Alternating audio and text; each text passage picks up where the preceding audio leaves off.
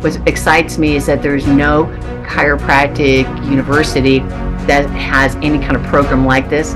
And the fact that it's 100 hours and it's very focused. And this is the one area, if chiropractic is a science, art, and a philosophy. It's the science of finding subluxation. It's the art of the adjustment, and it's the philosophy of the fact that if those who are called to do family practice, it's your philosophy of your heart that you have, that you're going to be able to go back. You'll be able to be more well equipped and have a much more advanced training than any of your colleagues will have, just because nobody has done something of this nature.